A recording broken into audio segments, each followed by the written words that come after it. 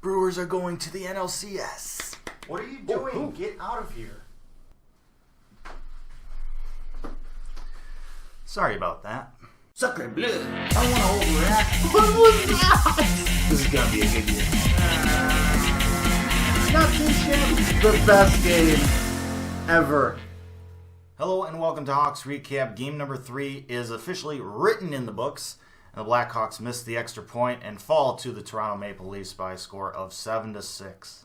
So the Blackhawks have their home opener. Before the game, they have a tribute to Stan Mikita, who passed away this offseason. If you didn't know, the Blackhawks have a circular 21 patch, or if you did know but didn't know what it was for, it's in honor of Stan Mikita. Third game in 4 days, back end of a back-to-back. You expect the Hawks to be kind of slow, especially playing against a top-tier team like the Maple Leafs, but 13 goals scored in this game. The offense was going for both sides, and while it was a game that very much honored Stan Mikita. So as I mentioned, back end of a back-to-back, but instead of the Blackhawks starting Forsberg, Cam Ward gets the start once again. This tells me that Forsberg is still dealing with the hand injury that he injured during warm-ups of the first game of the season. But Ward, playing in his second game of 2 nights, kind of already behind the 8 ball here. I know we're paying him $3 million, but at this point of his career, Cam Ward is not in his prime. This is a tough ask for him to do. Thankfully, the team in front of him picked up some slack and didn't really show a lot to suggest that they were playing in the second game of a back-to-back. 9 minutes into the game, Captain Series puts the Hawks in front 1-0 with a nice little tip from a Cahoon shot. The stick was right near the crossbar. It was really close. It was called a good goal on the ice, and there wasn't really enough definitive video evidence to overturn it, so they stick with the call on the ice, which is a good goal. And Jonathan Toews has 5 goals already this season. I'm liking this. About 3 minutes later, Captain Sirius steals the puck in the offensive zone, passes it over to Keith. Keith dishes over to Cahoon, who one time passes it over to DeBrincat, who buries it in a wide open net. Just a sweet little tic-tac-toe play to put the Hawks up 2-0. Cahoon with 2 primary assists in this one. He had some glorious chances later in the game to score. Somehow the puck's not going in for him, but he's having really good chances, and it's only really a matter of time before he gets his first career NHL goal, and only really a matter of time before he starts scoring alongside his line mates, Jonathan Toews and Alex DeBrincat. And when he starts doing that, this first line is going to be deadly. Also, Cahoon makes the greatest faces. So it's a great start for the Hawks so far, but this is a Maple Leafs team that has a lot of talent on the offensive end. You make a mistake, they're going to capitalize on it, and 2 minutes later, they basically do in bunches. Kasperi Kapanen scores on a breakaway, very nifty feed from Austin Matthews there, and then Matthews gets on the board to tie the game shortly after that. And this game goes into the first intermission tied at 2. 4 minutes into the second period, Hawks do a poor job getting the puck out of the defensive zone. Leafs take advantage of that. Shot from the point, hits a body in front. Puck bounces straight to Tavares' stick. He's going to bury that 100% of the time, and he does. Leafs up 3-2. 3 straight goals for them. They have momentum, and it looks like there's a possibility they might be running away with this one from here on out. About a minute and a half later, though, John Hayden, playing in his first game of the season, he was a healthy scratch in the first 2 games, finds a way to get the puck past Sparks and barely over the line, but enough over the line to count, and the Hawks tie this game up at 3. Unfortunately, about 2 minutes after that, Hawks take a penalty, and, well, that's not really a good strategy against the Maple Leafs, as they have a fantastic power play, which is the exact opposite of what the Hawks have right now. Tavares redirects a puck in front and takes the lead 4-3. Nothing much Ward could really do on that redirection. But the Hawks, power play. Take a look at the Maple Leafs. Do what they do. Use your skill. I know the Leafs have a lot of skill, but we do too. And we should be able to at least put up respectable numbers. The fact that we had a 4-minute power play in this game and couldn't even muster a shot is completely unacceptable. And very much could be one of the reasons we lost this game.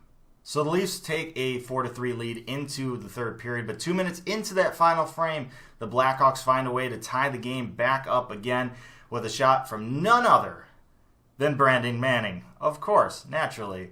Brandon Manning, as much as you want to criticize him for his play in the defensive end, this was a fantastic shot. This was a wicked shot, post and in. Fantastic screen in front by Anisimov, but very much appreciated that offensive output in that moment. About halfway through the third period, John Tavares, who I hear from a really loud guy is a Leaf.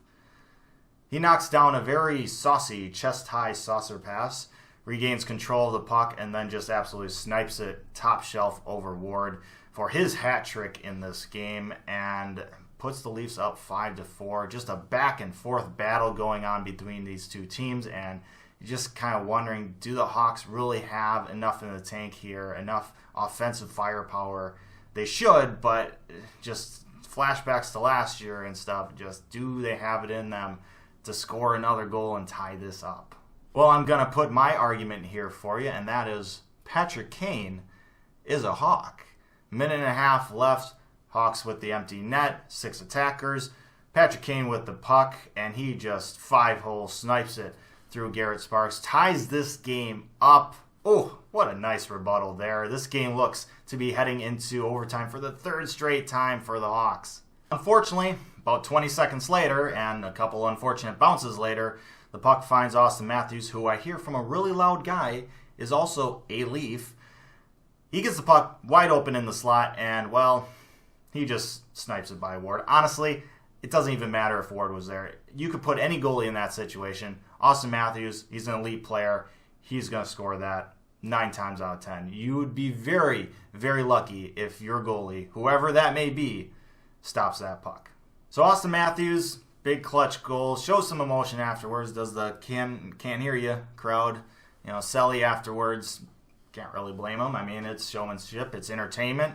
It is what it is. Just kind of frustrating that the Leafs now have the lead again and have spoiled a third straight overtime game. Except for the fact that, I don't know if I've made this clear, but Patrick Kane is a Hawk! Empty net again for the Hawks, extra attacker again for the Hawks. Patrick Kane gets the puck again for the Hawks, and Patrick Kane scores again for the Hawks. 6-6 tie game, and no joke, this one is going to overtime. Unfortunately, Cam Ward gives up a soft goal 19 seconds into overtime, and the Leafs win this one by a score of 7-6.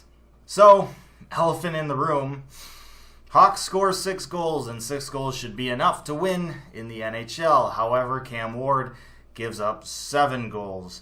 Now, it would be unfair to say Cam Ward gives up 7 goals and not say the defense also gave up 7 goals.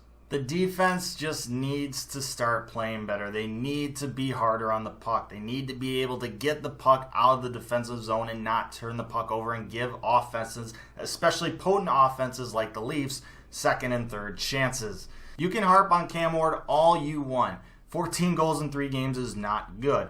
But can you honestly look me in the eye and tell me that Forsberg, who we complained about all last year about being just as bad, can you really tell me that he would have done better in these 3 games? I don't think so. Cam Ward was not brought in to replace Corey Crawford.